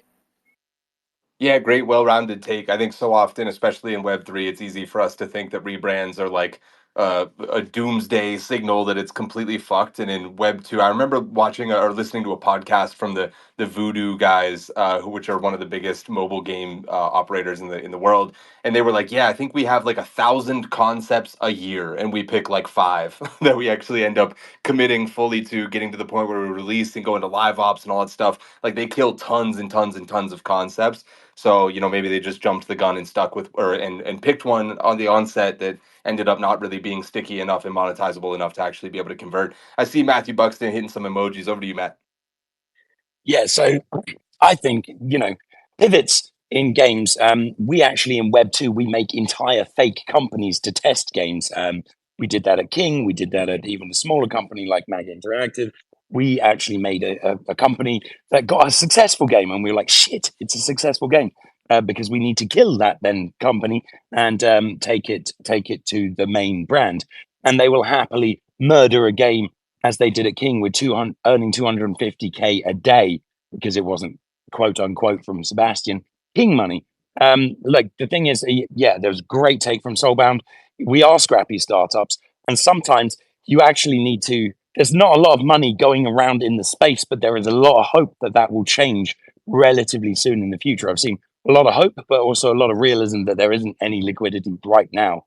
And this could be a play to set them up to raise on something when they've actually experimented. And the thing is with Web3 and building in public, it's a massive difference from the average Web2 way of doing that. You build in public, you give people bags, they hold those bags, you give them NFTs, they love them, and they start to sort of identify with them, and then they become sort of in the team. And we love drama in Web3 as well. So it's amplified, it's hyped up. Everyone's looking for signals for buy and sell because a lot of this means people's livelihoods. So everything is taken to the extreme. But if you look at it from a sort of a business point of view, it could be that the team just fucking sucked. I mean, we don't know. I don't want to diss them, but it's a possibility that something wasn't working in the team. I've seen games shut down because the teams, like huge games that had like maybe a couple of million spent on them, big IP games from massive studios. I won't name them, shame them, but they got shut down because of dysfunctionality in the team, meaning the product would never go somewhere. I mean, it could have been there's so many different reasons for doing this. And you can see that there is a commitment to the law and all the rest of it. But I do think it's probably a bullish signal if they have enough money to do it, or a bullish signal if they can get a raise off the back of this, that, hey, we're going to do this thing that's way more ambitious than we could have done before because of our previous economy design. But I think it's a wait and see kind of thing. I think it must have felt incredibly necessary for them to do it. So I think there is always that element that people don't do this unless there's a survival risk to carrying on in the old way. Thanks, Matt. Matt, excuse me. Over to Lems. Yeah, just going to echo a lot of their points there. Like Matthew and like AI had said, like we're in the startup space, and I think it's the other side of the build in public. Everyone talks about, like build in public and the transparency. And like Koji has talked about this before, how it's like kind of a meme because people ask for it, but then people really don't want that. It's like we say we want it, but people don't actually know what they want. And then this is the experience of startups, right? Things change, you learn things, you have new information available to you, and you change things, and you have to switch up your design, kind of like Jerry touched on with StableBorn. And by the way, I said it was probably a good idea too. I said I preferred the old art, but they did it, I'll allow right? it, Lems. You know, you can still say I'm right, good, but I'll good. allow it. You're sort of right. I feel like there was a good few people on the panel who like that. I'll get the receipts and I'll send you the timestamps. But anyway, I think this sort of thing is going to happen in startups. We shouldn't be scared of it. The one thing I thought that was a little bit weird about this, and I don't know if anyone can shed any like insight on it or like light on it, that they're changing the Twitter account. Like they had this other one that had 130K or whatever, and they had like good engagement and all that. I mean, they hadn't posted a huge amount on it, and they had previous gameplay on it. Like they could have scrubbed the account and rebranded the account, but instead they're trying to like filter everyone over to this new account, which we know even when people try and move things to another account or another platform, it often you get a lot of drop off. So I'm just wondering why they would have decided to, rather than rebrand the main account, just decide, hey, we're going to spin up a whole new one and change the name and everything. I'm going to go to Dub, then we're tagging Tony back in from Sparkball. Yeah, I just like thoroughly agree with a ton of the points that were made, and I was gonna make those same points, but I won't. I've spent my career in scrappy startups. I mean, with Soulbound it was great. With Shrapnel, I feel like I'm doing it again, and I did it with Decathlon as well. And for me, like, really, I'm bullish until the doors are closed. Period. Like, as long as the lights are on and there's people working on that project, even if they're fully remaking the goddamn game into a new freaking thing, like that's fine. There's people there that care and are doing it and are showing up day in and day out to do that. And for me, like with any startup, that's really all that matters. I've been on projects that were doom and gloom, and then people kept showing up, and then they found what worked, and then things worked out. It's just the wild ride. And if anyone in this space is like dogging that, I mean, guys, don't ask for build in public then. Like, ask for finished products, that if that's really how it's going to be. Tony from Sparkball, over to you, brother. I played a little Lifetime movie soundtrack while Dub was saying those words in his last little bit there. It was nice. But no, I think that as we look at pivots and what they mean, I think everyone's right. Like startups need to pivot, need to change the business model to meet product market fit, or to find product market fit. But I mean this genuinely. I didn't hear anyone say it. Like, does anyone actually know what the game was before and what it's going to be now? I don't know that they actually had assets out at the time that they made this pivot. If you're talking about their like NFTs that they might have had. I think they only did whitelist spots. I don't think they had any assets. I saw some gameplay that YP had shared before, and it was kind of like third person, like, crime, like gangster, kind of like GTA kind of vibe thing. Yeah, I mean, I just go back to, again, like, and I mean this genuinely and with all the respect in the world, Jeremy is a goddamn genius. We all just talked for almost an hour about a pivot that no one can define. I mean, that's incredible. He just invented a news cycle. I sort of agree. It drives me crazy whenever I bring something up and people are like, it's working because you're talking about it. Like we're talking about whether it's working or not. And I don't know. I don't want to impact that out just because we have a show. But yeah, your point's valid, I guess. It's too late, Sam. You're the Eye of Sauron. You start talking about it, and the goblins come out. All right, everybody can release their threads now about whatever. Anyway, Jerry, over to you, and then we'll move on. Yeah, we got Sam Sauron Stefanina over here. I was mostly just gonna speak to. I mean, I saw the same things that Lems did about it's like a CD kind of underworld RPG almost is what I. But to Tony's point, I also didn't really know. That's just kind of what was my interpretation of it. I think to Lems's point about the Twitter is like, I don't know, sometimes just like rip the Band-Aid off and start new, and don't be beholden to shit that like another whole team might have tweeted out or put out or whatever. I think beyond that, like some of these and we're seeing it now, right? Some of these people who like heavily farmed engagement on their Twitter or farmed followers or anything that are in these like 200,000 follower range, but they get 1,600 impressions on a post they put out now. Like I think a lot of people have maybe fucked up their social media strategies and in pursuit of followers and some vanity metrics. And I don't know that that's what happened there, but I'd say if you're in that position, it's probably easiest to just start over than it is to try to get an algorithm that's ever changing to realize that you're not full of shit. All right, great stuff, guys. We're gonna move on. We have rapid quick fire. There's 3 different topics here, sort of related to each other, and we're just gonna kind of blow through them. I'm asking people to keep their responses on this less than 30 seconds. Typically, if you got an absolute banger, I'll let you go for 60 seconds or something like that. Starting off first, we have a viral shooter Kingmakers just secured a movie deal, but it hasn't even launched yet. We've talked about the value of transmedia IP, but this is the first time that we've seen a relatively unknown IP approach 2 different markets at the same time at a large scale. What's the word for Kingmakers securing a movie deal before the game has actually even launched? Lems has the hand up first. All right, Jerry, are you going to bust my balls for WTF? Does that count as one word? Like, it's people write it as one word. It's just really weird that you're securing a movie deal in a game that hasn't even come out yet. But I will say the game looks like a lot of fun. It's one of these indie games where they just mash up and have guns in medieval times for some reason. It actually looks like a good time, and I definitely want to play the game. But no idea how they managed to score a movie before actually getting the game out. Koji had the hand up next. The word is we're fucked. I can't wait for the slew of projects announcing bullshit movie deals and making horrible movies. Like it's over for the space. We might as well just pack it up now.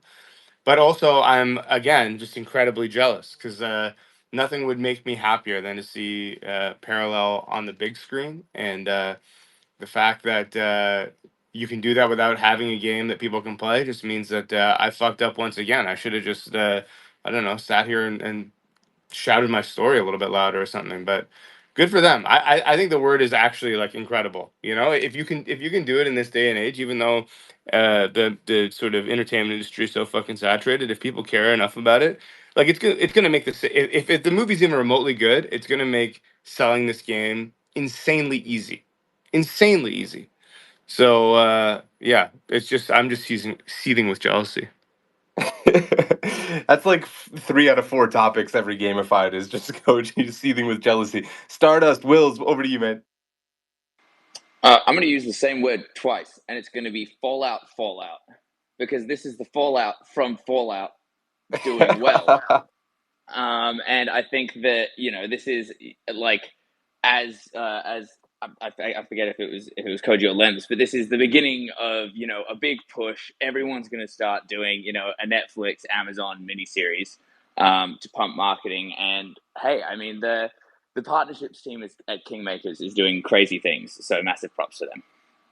Yo, attributing this to Fallout is crazy, man. Put some respect on the Last of Us name. That's all I gotta say. But I can't say Last of Us. It's one word.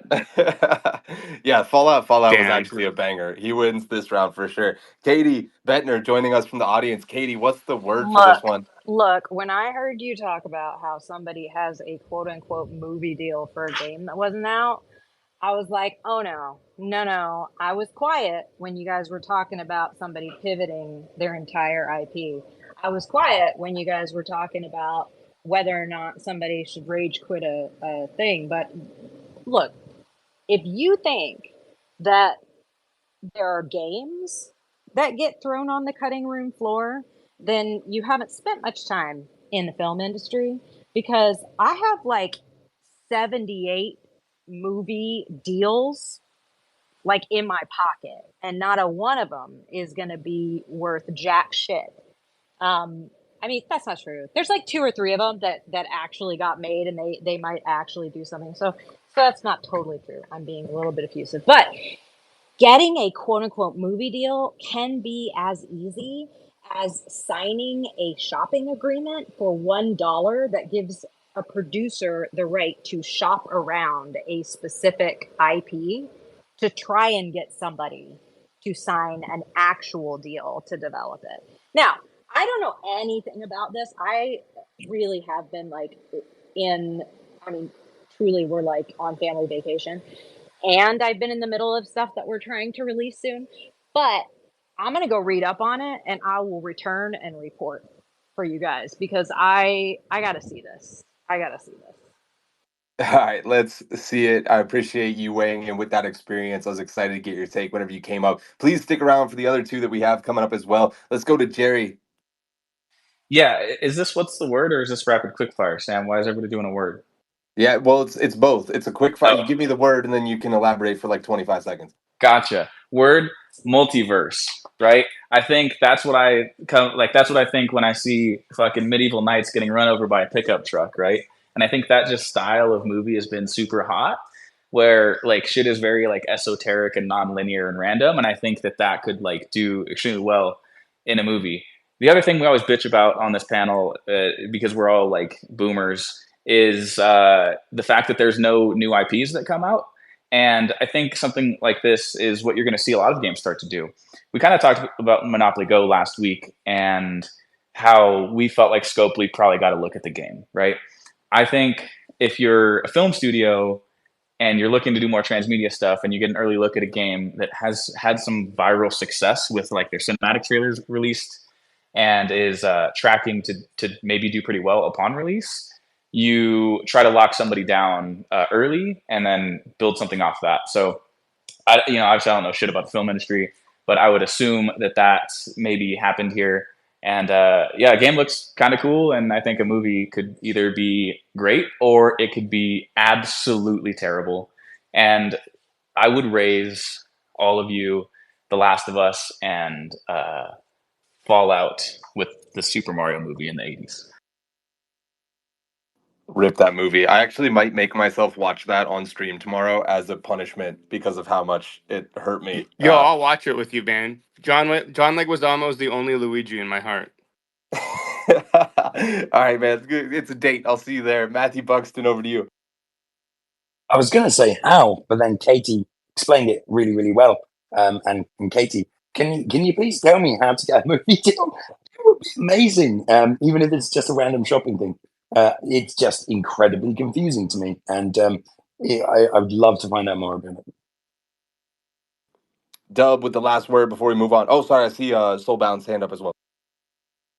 Shit. I don't even know how my hand ended up on here. I fucking love all you guys. Sorry for wasting your time, Sam. All right. Anthony behind the Soulbound account. For me, this is kind of bullish, right? Secured a movie deal before the game is launched. Could be strong in confidence and loads of IP jumps media. And look, games don't always go well. People have been saying Fallout and Last of Us, but there's 3 damn Angry Birds movies. There's the Doom movie, Tomb Raider. There's lots of examples of things being terrible.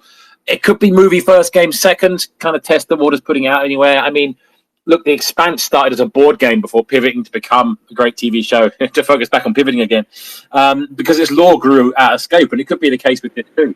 And the IP, it's basically Braveheart with time travel, and it makes total sense for a schlock movie.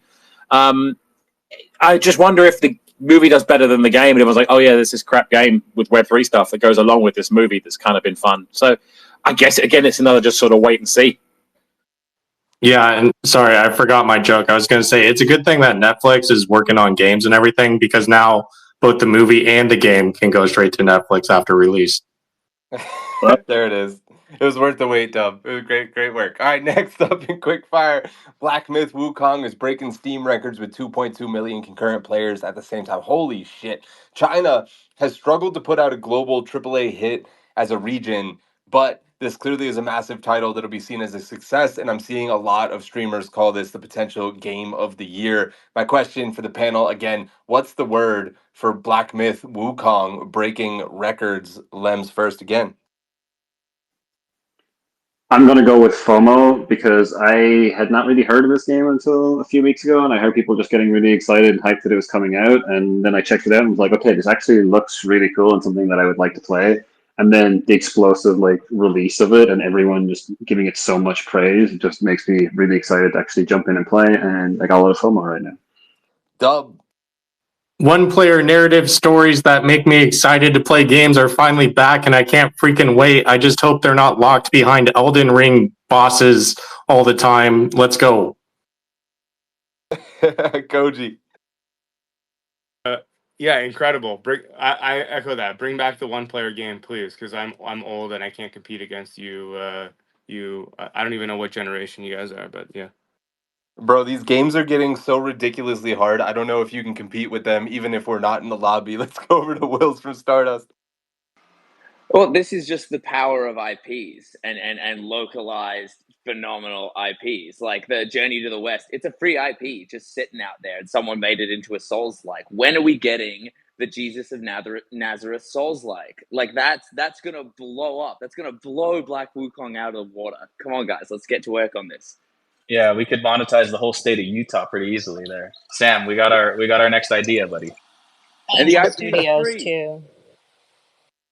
Damn, all right. Well, Will single-handedly just kicked off an entire business venture for me, Jerry, Katie, and whoever else is on board. Let's go over to AI I'm from on board, Soulbound. baby. Dub 2. Makes a ton of sense. Like this game just came out with, was it 2.25 million players concurrent on Steam? I guess because being China's got a huge audience. China's population 1.4 billion. There's a lot of audience for it. It's got good mythos, and it's just riding the coattails of the Elden Ring expansion. So everyone's in that kind of Souls-like genre, keen for it. So it's a great time to release. I think everyone just lined up for them all. But it's a great fun game too. Yeah, I haven't played it, but I have to say, as a person who just consumes video game content pretty much all the time, like I turned it off for Gamified, but I had, League of Legends streams going on in the background on my side monitor all morning. I every now and then get blasted with like TikTok and YouTube shorts and stuff. The cinematics in this game are so incredibly beautiful and like jaw-dropping that it's just going viral everywhere. And then you add on to that it's actually good and people are excited to play it, and that's an insane combo for virality, period. So I think on top of all the things that you guys have already said, the fact that it genuinely is a really strong title and also has some of the most beautiful cinematics I've personally ever seen in a game, period. It's just bound to be super successful. I still am shocked though. 2.2 million concurrent breaking Steam records is nuts. Moving on, though, to another Valve topic, Deadlock, the new Valve game, hit 90,000 concurrent players while still being under wraps and still having people begging for invites, like whoever it was on the stream earlier today. So, my question for the panel, what's the word? This is the last one for Deadlock, having 90,000 concurrent players when it's an invite-only early access. And is this a strategy that literally only Valve can probably pull off? Dub, over to you. Dude, vertical integration is my word. The reason why this is freaking blowing up is because Valve has taken their own like friends prop platform inside of it and made it crazy easy for everyone to feel like Santa Claus inviting all of their friends into this game that no one has access to. Like I'm on here on Spaces literally accepting friend requests to random Steam people as it comes on just so I can invite them to this game. Like it's absolutely brilliant what they pulled off, and they can only do it because they're taking aspects of their business and like utilizing it for UA rather than paying someone to do it. And I'm just all for it, and I love it. Matthew Buxton, over to you. Yeah, I think it's actually a big trend now in games. Like the invite only, we've seen it work quite well on some very weird, successful mobile games. Like there's one called Pengu. Never play it, is literally the game equivalent of cancer. But this invite only and also stacking up demand is something we do in Web3 because we're trying to make like the 5 players that we have all happen at once. So we can't run the game because we've got no fucking content. So we basically just stack all the players up, then unleash them in one go. Hope it doesn't break the server because we can't afford to run the server for full time. And then we do it. I think it's amazing. Really, really props to them for doing it. Though. Invites are the way to go. That's kind of how we scale up. Koji, you're up next. Yeah, I mean, again, the word is jealous. Just like any infrastructure business come up to you and say, "Hey, we're gonna be the Steam of Web3," just fucking show them this shit. Be like, "Yeah, do this, and then we'll talk." Like, there's no way that it just shows me that we got a long way to go, man. I wish somebody wanted any of our games this badly, and maybe we'll get there. But it's incredible, and I still haven't played. And Dub, add me on Steam, please, because I must play this game. Jerry, over to you. King shit is the word, man. Fucking Valve just runs gaming on PC, dude. And like, I think it's this whole game is like the black box booth at Gamescom that I saw Coop post about. And I think like one of the smartest things Valve is doing is just not talking about it, right? Just letting people live in this world of mystery and try to be like, oh my God, like, is it a Valve game? Is it not? Like, think of how many hundreds and hundreds and thousands of hours that are on YouTube right now of people just talking about this game that nobody fucking knows anything about, right? So only Valve can do this. But I mean, this is just what happens when you control, distribution outright on a platform, and it's super cool. I got a code, so maybe next week I'll come back and talk more about it if I between WoW and Deadlock, I might just not be back. Yeah, dude, WoW has been eating my soul. You guys have Vidar to thank for that. Let's go to Wills, then we'll tag in AI from Soulbound.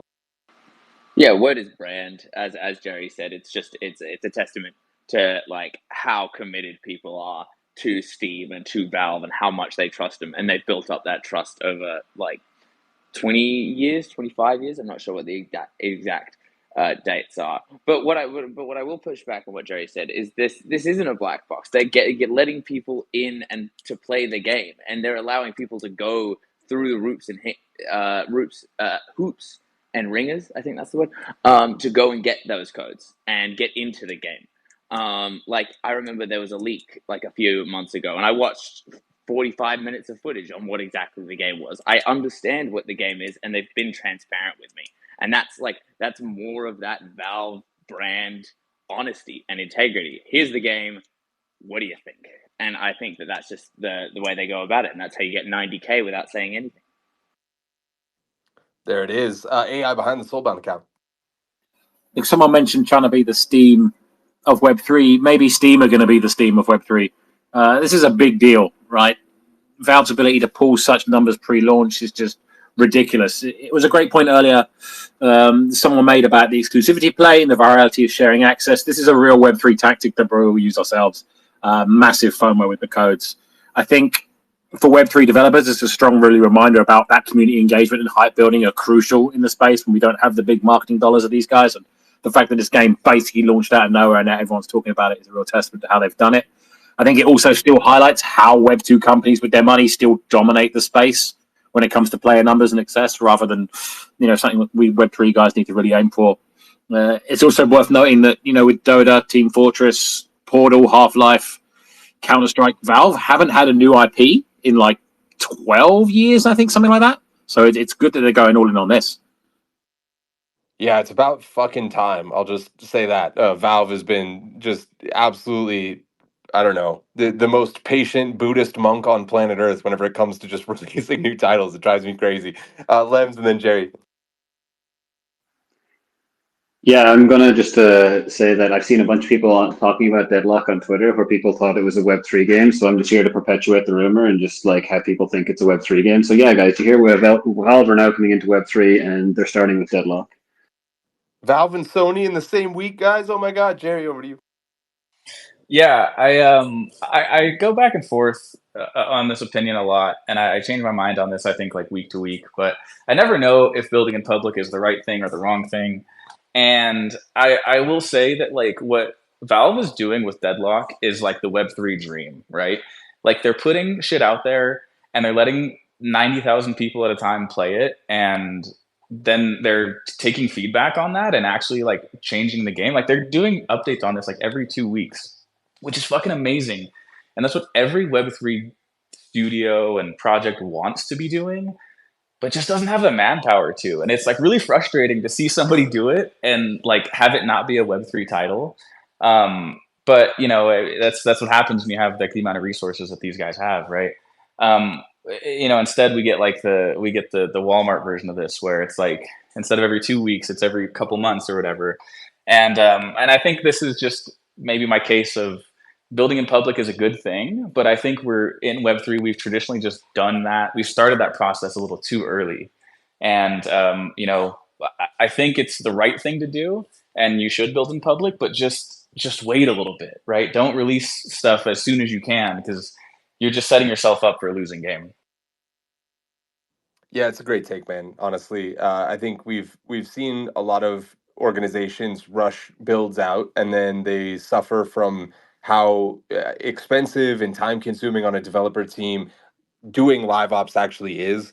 And then the next content release gets delayed because they're doing live ops, and that ends up impacting the project, and it just kind of snowballs out of control. So definitely, people are getting more educated on both sides, right? Developer teams are getting smarter, and also hopefully the crowd of people that was clamoring for that kind of open development to be constant is hopefully beginning to understand a little bit better as well. We're moving on to the MVP of the panel. Real quick, before you guys give me your votes for MVP of the panel, I just want to shout out SOULBOUND one more time. We got these adorable gamified SOULBOUND tokens. If you want to click the little pinned tweet up top, the code is gamified #82, all lowercase. It is case sensitive. A couple people gotten stuck on that. It's adorable, and also it will just always be in your wallet, reminding you of that time that I don't know, Sinjin and Jonah yelled at each other again, and also you had fun on Gamified, hopefully. Anyway, moving on. The MVP of the panel, Tony. I'm sending it to you first, buddy. Who's your MVP of the day? Oh, it was my man Koji. I'm in the car after the parent-teacher conference with my beautiful wife and daughter, and we all observed that Koji sounds a lot like Garfield sometimes when he's talking, just from a vocal perspective. And I really appreciated that. Wow, the people's champ is what we call him from now on, just for that. Koji. Yeah, honestly, in true Garfield fashion, I've been napping and eating lasagna, so I don't really know I don't remember what most people said, but I'm gonna give it to Sinjin because he got heated, and I don't necessarily normally see Sinjin like super heated, so I'm kind of here for it. Also, kind of afraid. I don't want to make him mad at me. But yeah, Sinjin is my MVP. What a beast. All right, Sinjin, who's your MVP of the day, brother?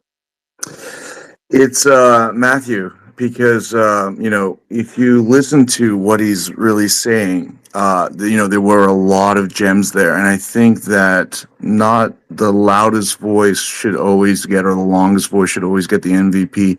Not to say that Paul's not the all-time MVP of all time, but there's some gems right there, and so hats off to Matthew. Matthew Buxton, congrats on the vote there. Who's your pick for MVP? Well, I mean, I was going to say Sinjin because his complaints make him my spirit animal. But yeah, now I feel like I'm just returning the favor, like in the Eurovision. So I'm going to have to split it and say, can I split it? Because also my spirit animal, I live the jealousy Garfield life as well. So those lads, definitely. All right, I want to hear from Katie Drake Bettner, who joined us a little bit late. Katie, do you have an opinion on MVP here? You know what? I feel like I missed too much. I feel like I missed too much to actually give an MVP, but I will say that I always feel like Koji is the king of being able to stay humble, because his answers are fairly well articulated. So I'm gonna go ahead and give it to Koji there. Koji, I'm just gonna throw this out there as well. Sinjin is getting a lot of votes in the in the comments. You guys know why. Let's go over to AI from Soulbound. AI, who's your pick for MVP of the panel? Who do you think crushed it today? For me, I think Matt Buxton, Call of the Wild, always a solid takes, and is just a true gentleman. Oh, a true gentleman to boot. Jerry, who's your pick, brother? I do love me some Matthew Buxton, and I've really grown to appreciate his voice and what he offers to the space. And I think people need to give him much more love. I'm going to promptly now not give him love, and I'm going to say I got to give it to the booth babe himself, Koji. If anything, for going out and repping, it's exhausting being a booth babe as somebody who is always the one that's volunteered for that.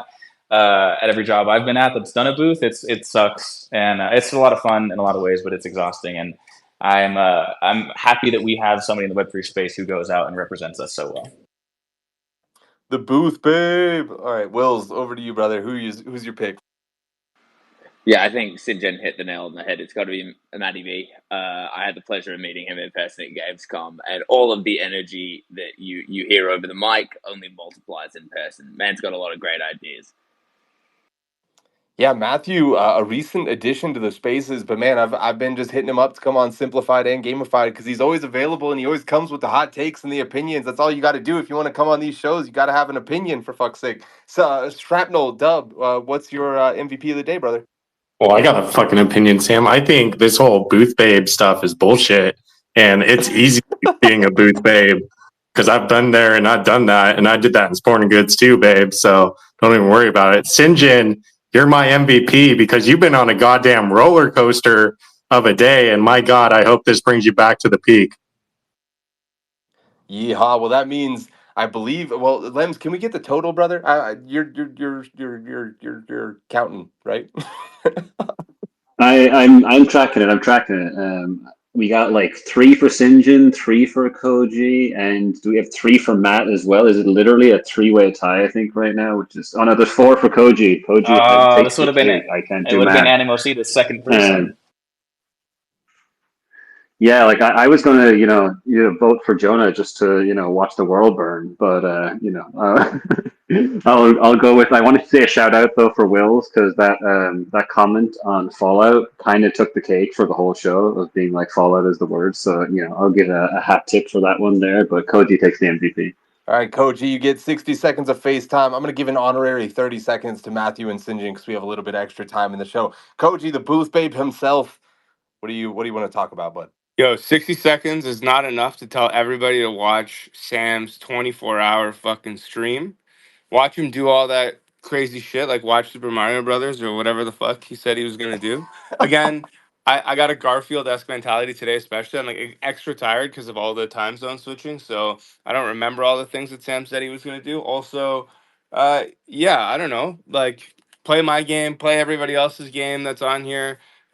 Give us your honest feedback, and don't just say like it's good. Be like, yo, here are the parts that are shit, and here's what you have to do better. And I know our UI UX is atrocious. We're trying to do better, but yeah, just give us all some good feedback so that next year when I go to Gamescom, and I am not hanging out at the booth, hopefully, but I probably will be. The game is just so much better, and we're swarmed with players being like, "Yo, I want to play TCGs." Also, just quick story about Gamescom.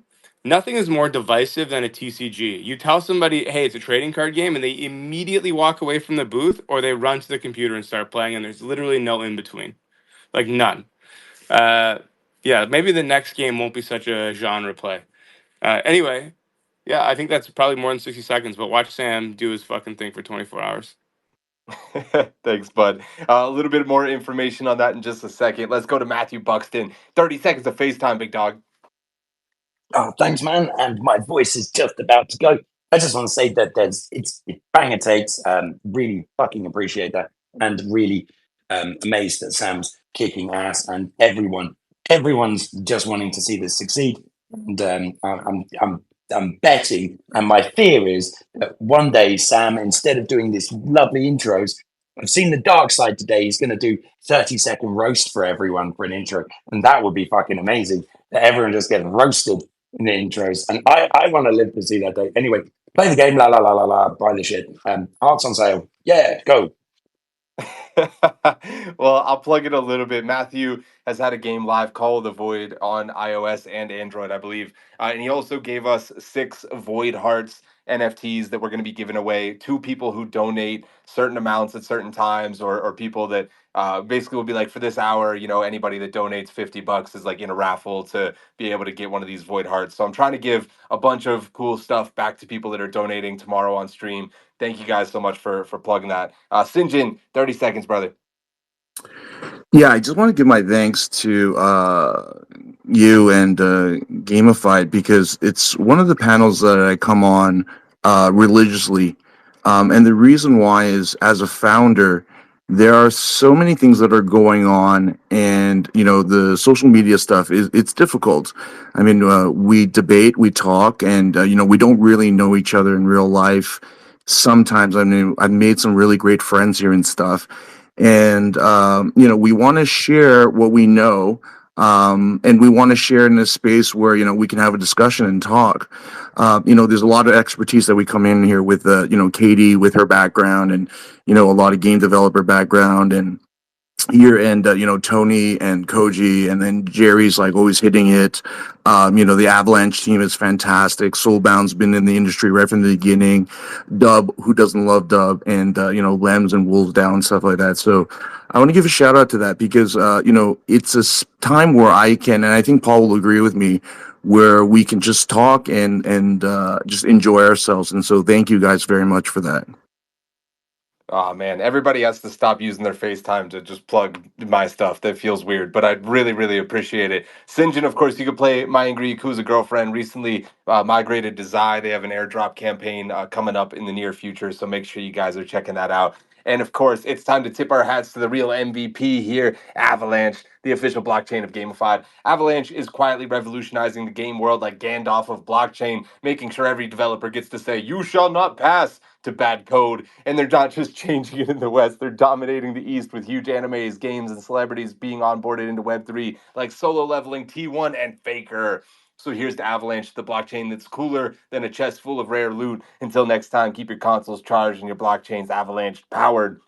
And as we wrap up today's epic episode, it's time to give a final nod to the legends behind the chaos. Shrapnel, the extraction shooter that's got more layers than an onion and packs more punch than a shotgun at close range. Between the high-stakes STX events and the scramble to extract Sigma, Shrapnel keeps all players coming back like it's an all-you-can-eat buffet. And don't forget the lunatics on Discord, because if you're not playing, you're missing out on the most fun you can have while still technically being sane. So here's the Shrapnel, the game that's part strategy, part chaos, and all adrenaline in the official game of Gamified. And as we prepare for a smooth landing, bringing today's journey to a close, let's take a moment to discuss the navigational tool that every game developer needs, StarNet, the user acquisition powerhouse behind Stardust, the official infrastructure of Gamified. In the vast, ever-expanding universe of Web3, getting players for your game isn't just a challenge, it's a monumental task. But with StarNet, you've got the equivalent of a hyper-advanced navigation system that ensures players find their way to your game efficiently and cost-effectively. StarNet is more than just a tool, it's a gravity well that pulls players into your orbit, solving one of the most critical problems in Web3 gaming. Big thank you to Stardust. And of course, I have to give a shout out to SOULBOUND as well. If you didn't get a chance, take 60 seconds, go get that amazing SOULBOUND token. Big thank you to them. And AI would have been one of my MVP votes today if I had one. I thought he was great on the panel. Thanks so much for joining us today, Anthony. It was a pleasure. And of course, as people mentioned, the charity stream, I'm going to be doing it starting at 8 a.m. my time tomorrow, 10 a.m. Eastern, 7 a.m. Pacific time. I don't know what time UTC because I'm uncultured, but make sure you turn it on at some point in 24 hours and you'll find me screaming at a computer somewhere. I'm blessed to have found a sponsor, that was willing to anonymously match $25,000 in donation, which just blew my mind. So all of a sudden I went from being like, oh, maybe we'll raise like 10K to being like, holy shit, let's make it 50. Let's do it. Because if we raise 25 more, that means we've hit that number. So a huge thank you to everybody that's already donated. I'm not going to tell people how much has already come in, which is already blowing my mind, because I just want it to be a special surprise whenever we boot up tomorrow. And if anybody wants to come on stream, hit me up. If you want to just support by giving us a retweet or whatever, it still means a tremendous amount to me. But for everybody that's been so supportive already, a massive, massive, massive thank you. And on Friday, I can't wait to just go to sleep at like 11 a.m. being like, holy shit, we did it. That's all I'm looking forward to. And if we can help even one kid avoid being, burdened with something that could have been prevented for the rest of their lives, then we'll have done everything I set out for. So thank you guys a tremendous amount, and we'll see you same time, same place. Is it on X, or what channel are you doing that on? Oh yeah, that's probably a good piece of information. Yeah, we're going to be streaming on X on my profile. We'll also be streaming on GamesGG's profile, so we'll get some additional reach there. And then we'll also be on GamesGG's Twitch and my Twitch, which is like nothing, but they have like 40,000 followers. So super big thank you to GamesGG also for being willing to help us distribute this show. And again, to everybody that's going to be involved. I got a couple of surprises for you guys. We got tons of giveaways. I'm going to be, if I get $500 donations, videos. I'm going to write you guys custom introductions. I'm going to record it in an MP3 and send it to you so you can make it your voicemail box or whatever. If we hit 50K, I'm going to dye my hair red, which I haven't told anybody yet. So my girlfriend absolutely fucking hates that idea. So we'll just see how it goes. Well, she's my fiance. She'll become my girlfriend probably after I dye my hair red. So if you guys want to see that happen, make sure you donate some money, and we'll see you next Wednesday for Gamified. I love you guys.